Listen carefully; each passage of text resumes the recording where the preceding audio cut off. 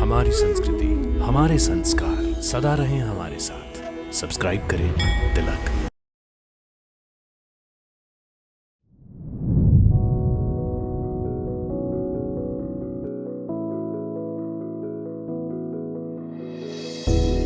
आपके प्रवचन जब मैं सुनता हूँ उसमें दो बातें हैं। एक तो जीवन जीने की इच्छा, वो है, बीमार आदमी भी कह रहा है कि मुझे बचा लो डॉक्टर को, और दूसरा आनंद की बात आप करते हैं। जब हमारा अंतिम लक्ष्य ही आनंद और जीवन जीने की इच्छा तो रहेगा ही, और ये दोनों चीज हमको मिलता है भक्ति के मार्ग से, अध्यात्म के मार्ग से। तो मैं चाहता हूँ कि आप हमारे उन दर्शकों को जो बच्चे हैं विशेष तौर से और आपको देखते हैं, उनको या उनके माता पिता को जो नए अभिभावक हैं, उनको ये बताइए कि बच्चों की परवरिश कैसे की जानी चाहिए ताकि शुरू से ही उनकी परवरिश में ये चीज रहे कि आनंद और ये भक्ति शुरू से ही, क्योंकि 60 साल की उम्र तक वेट करेगा फिर वो चिट्ठी लिखेगा। तो देखिए संजय जी, प्रति क्षण जीवन में हमारे सामने ऑप्शंस, ये चुनोगे कि ये चुनोगे। मनुष्य जो चुनता है आनंद के लिए ही चुनता। अब उसने गलत प्रकार के आनंद को लक्ष्य बना लिया, बाद में रियलाइज करता है ये तो गड़बड़ी हो गई, हमारा जीवन बर्बाद हो गया। सही चयन हम कर सकें, ये व्यक्ति के पास बोध हो।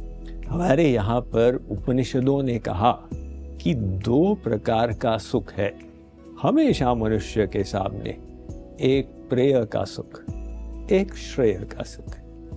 प्रेय का सुख कर्ता लगत, जंक फूड खा लिया तुरंत मजा आया, वो वर्तमान में अमृत के समान लगता और बाद में विष के जैसा हो जाता।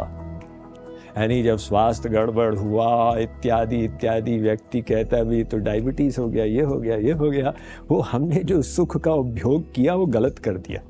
ये प्रेय का सुख जो अभी अमृत है बाद में विष बनेगा, और दूसरा है श्रेय का सुख जो अभी विष के जैसा कड़वा लग रहा। सही खाओ, सही व्यवहार करो, सही परिश्रम करो, बाद में जब फल आता है व्यक्ति कहते हैं तो अमृत है। तो मनुष्य को विवेक रखना है कि इसको ठुकराएं, उसको अपनाएं।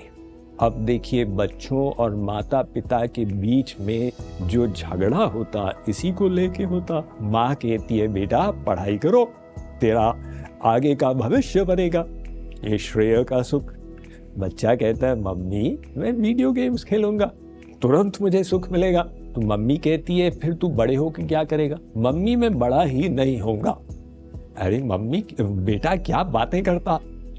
तो बच्चे को प्रेय चाहिए और मम्मी चाहती है वो श्रेय मार्ग में चले। तो वो सोचता है कि मम्मी मुझे ये सुख नहीं भोगने दे रही है, वो मेरी दुश्मन है। बाद में जाके पता चलेगा कि वो तो हितैषी है।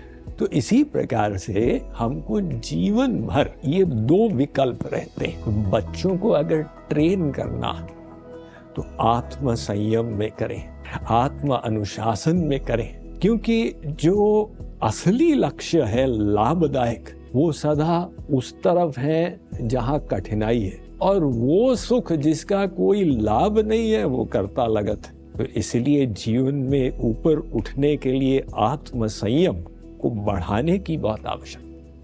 स्वामी जी, आप बच्चों की परवरिश में अभिभावकों के लिए भी कहते हैं कि संकल्प, दृढ़ संकल्प, अनुशासन, ये सब चीज होना चाहिए। लेकिन आजकल एक और बात चल रही है कि बच्चों को ज्यादा कुछ मत बोलो, उनका मेंटल हेल्थ खराब हो जाएगा, उनको बहुत ज्यादा किसी चीज के लिए बार बार मत बोलो, और इसके बहुत रील्स आते हैं सोशल मीडिया में, एक अलग तरह की परवरिश की बात हो रही है। तो ये क्या समय के साथ ये बदला स्वरूप कहीं ना कहीं हमारे बच्चों को उस स्थिति से अलग कर रहा है जहाँ पे हम कह रहे हैं कि वो बचपन से ही उस परवरिश में, जिसकी बात मैं अभी कर रहा था कि उनके अंदर भक्ति साधना की बात भी हो, तो कौन सी परवरिश सही है? अगर मैं लिस्टिकल की बात करूं तो क्या लिस्ट होनी चाहिए कि माता पिता को भी ध्यान रखना है कि बच्चों की परवरिश, और बच्चे भी जो आपको सुन रहे हैं वो भी ध्यान रखें कि इन बातों को संकल्प के साथ करें? संजय जी, बचपन में बाल्यावस्था में मन पर नियंत्रण नहीं होता, बुद्धि में इतना बल नहीं होता कि वो मन पर शासन करे और सत्मार्ग को ही बार बार अपनाए। तो माता पिता के लिए हमारे शास्त्रों ने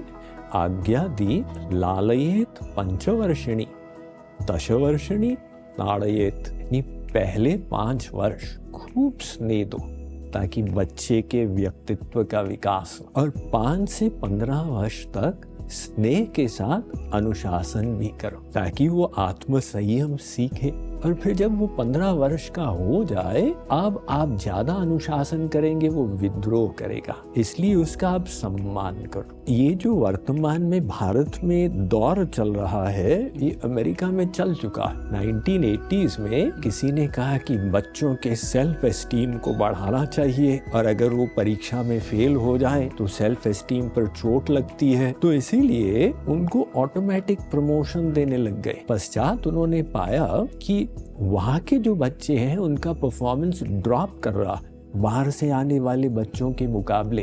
पुनः उन्होंने उसको अपना लिया कि भी फेल हो गए तो वहाँ रुक जाओगे। तो ये ट्राई करके देख चुके हैं, बच्चे पर अनुशासन करना अनिवार्य है 5 से 15 वर्ष की आयु तक। अब बच्चों को ये सोचना है कि माता पिता हमारे हितैषी हैं इसलिए अनुशासन कर रहे हैं। तो आजकल के बच्चों को ज़्यादा, हमको तो खूब कूटा गया है, 20 साल तक कूटा गया, उसके बाद भी कूटा गया है।